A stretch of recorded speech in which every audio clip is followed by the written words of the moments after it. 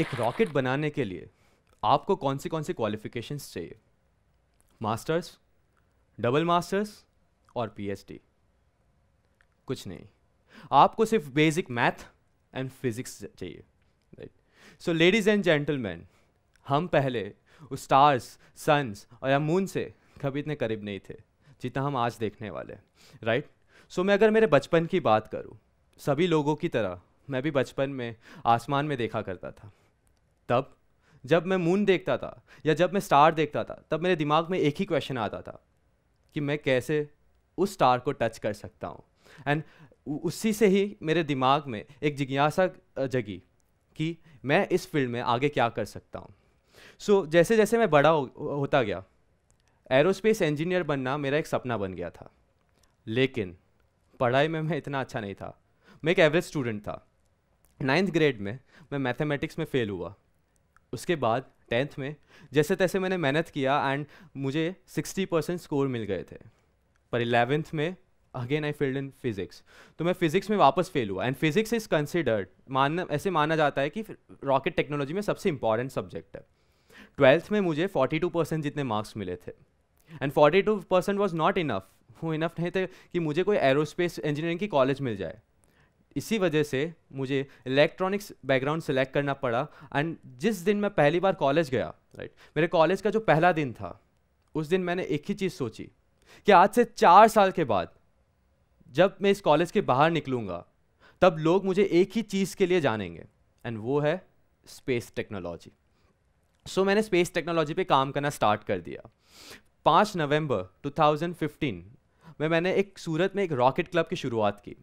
सो rocket club करता क्या था? सिंपल, हमने 36 मॉडल रॉकेट्स बनाए थे जो 200 मीटर की हाइट तक जा सकते, पर वो सारे रॉकेट्स फेल हो गए। उसके बाद 2016 में हमने वापस रॉकेटरी हाथ में लिया एंड अगेन हमने रॉकेट्स बनाना स्टार्ट किया। पर 2016 में हमें सबसे पहली बार सक्सेस मिला जब हमारा रॉकेट ने लिफ्ट ऑफ किया एंड 150 मीटर्स की हाइट अचीव की थी। उसके बाद 2017, सो इस बार हमारे लिए एक चैलेंजिंग टास्क था कि हमें एक ऐसा सैटेलाइट बनाना था जो रॉकेट के अंदर जो वाइब्रेशंस होते हैं लॉन्च के बाद उसे मेजर कर सके। एंड उसके लिए हमने एक सैटेलाइट बिल्ड किया। पर उस सैटेलाइट में कुछ प्रॉब्लम्स आए, जैसे कि जब सैटेलाइट कोई डेटा जनरेट कर रहा था, वो डेटा कम्युनिकेशन मॉड्यूल के द्वारा ग्राउंड स्टेशन तक पहुंच नहीं रहा था। सो कम्युनिकेशन में थोड़ा प्रॉब्लम आ रहा था। एंड उसके लिए हमने कुछ साइंटिस्ट को अप्रोच किया। साइंटिस्ट ने सोल्यूशन दिया। उन्होंने कहा कि आप अपना जो डेटा है उसे रॉकेट के अंदर स्टोर करवा दो एंड उस रॉकेट को एक्वायर कर लो एंड डेटा को डिस्प्ले कर दो। पर हमारी टीम को वो नहीं करना था। हमारी टीम को सारा डेटा रियल टाइम में चाहिए था। दैट इज़ कि जब वो रॉकेट लॉन्च हो तब वो डेटा ट्रांसमिट करे और वो डेटा हमें लाइव हमारे ग्राउंड स्टेशन तक मिले। एंड इसके लिए हमने काम करना अगेन स्टार्ट किया। 600 से ज़्यादा कोड्स लिखे, 600 से ज़्यादा कोड्स के ट्रायल भी किए एंड फाइनली हमें पहला सक्सेस मिल गया जब हमारा पहला डेटा हमारे ग्राउंड स्टेशन तक पहुंचा, राइट? एंड 9 फरवरी 2017 को हमने इस रॉकेट को लॉन्च किया, जिस रॉकेट ने इस सैटेलाइट को 550 मीटर्स की हाइट तक पहुंचाया एंड वहाँ से हमने रियल टाइम डेटा लिया। एंड उस मिशन के लिए हमें नासा के एक इंजीनियर से अप्रिसिएशन लेटर भी मिला। तो ऐसे शुरुआत हुई हमारे रॉकेटरी करियर की। पर आगे हमने क्या किया? आगे हमने फ्लाइट कंट्रोलर्स बनाए मॉडल रॉकेट्स के लिए, आगे हमने फ्लाइट कंप्यूटर्स बनाए, फिर हमने रॉकेट इंजिन्स बनाए, उनको टेस्ट किया सक्सेसफुली। पर इन सब के पीछे कारण क्या था? इसके पीछे एक ही रीज़न था कि हमने एक सर्वे किया जिसके हिसाब से नेक्स्ट 10 ईयर्स में 6000 से ज़्यादा सैटेलाइट्स, छोटी सैटेलाइट्स लॉन्च होने वाली है। एंड इंडिया के पास अभी भी इस सैटेलाइट्स को लॉन्च करने के लिए कोई स्पेशल लॉन्च व्हीकल नहीं है। एंड इसीलिए हमने ये इनिशिएटिव लिया कि हम ऐसे रॉकेट्स बना सकते हैं जो इन छोटे सैटेलाइट्स को स्पेस तक पहुंचा सकते हैं। एंड ऐसे शुरुआत हुई स्टार की, राइट? एंड उसके बाद वी स्टार्टेड वर्किंग।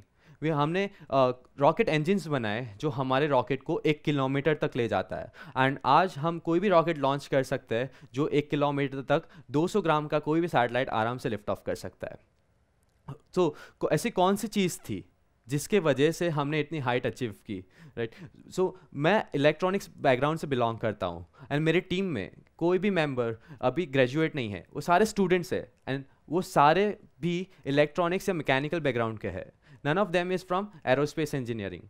तो ये हमने किया कैसे? तो उसके लिए आपको 4 इंपॉर्टेंट टूल्स आपके पास होने चाहिए। सबसे पहला that is find passion and to set goals, right. तो हम बहुत लकी थे कि हमें हमारा पैशन बहुत यंग एज में मिल गया था एंड इसके वजह से हमने बचपन से इस डायरेक्शन में काम करना स्टार्ट कर दिया एंड हमने छोटे छोटे गोल्स बना दिए to achieve our ultimate vision. Second that is hard work with devotion. कोई भी काम आपको ख़त्म करना हो या कोई भी काम में आपको सक्सेसफुल होना हो तो hard work is the key, right. आपको आपके काम के लिए 4 या 5 घंटे नहीं, आपको एक दिन के 16 to 18 आवर्स आपको कंटिन्यूस कंसेक्यूटिव देने पड़ते हैं, राइट। एंड वही हमने किया। हम मॉर्निंग 8 लैब में जाते थे एंड रात को 2 बजे या 3 बजे वापस हम लैब से लौटते थे घर पे। So this is how we used to work. Third is the most important thing, that is perseverance, right. Whether वो आपकी लाइफ हो या आपका स्टार्टअप हो या आपके एग्जाम्स हो, राइट। आप दोनों में तीनों में फेलियर्स फेस करने पड़ेंगे, राइट। ये आपके ऊपर है कि आप रुक जाओगे या आप कोशिश करते रहोगे, right. And the fourth thing, right, जो आपको ऊपर भी पहुंचा सकता है एंड आपको नीचे भी गिरा सकता है, वो और कोई नहीं, वो आप खुद हो, राइट। सो कोई आपके आइडिया में बिलीव करे या ना करे, कोई आप में बिलीव करे या ना करे, आपको आपके आइडिया पे बिलीव होना चाहिए एंड आइडिया से भी ज़्यादा आपको खुद पे बिलीव होना चाहिए, बिकॉज आप ही तो आपके आइडिया को रियलिटी में कन्वर्ट करने वाले हो। जब आप फेसबुक को देखते हो तब आप मार्क ज़करबर्ग को याद करते हो, जब आप एप्पल को देखते हो तब आप स्टीव जॉब्स को याद करते हो, जब आप माइक्रोसॉफ्ट को देखते हो तब आप बिल गेट्स को याद करते हो एंड जब आप मिसाइल्स देखते हो तब आप doctor APJ Abdul Kalam sir को याद करते हो।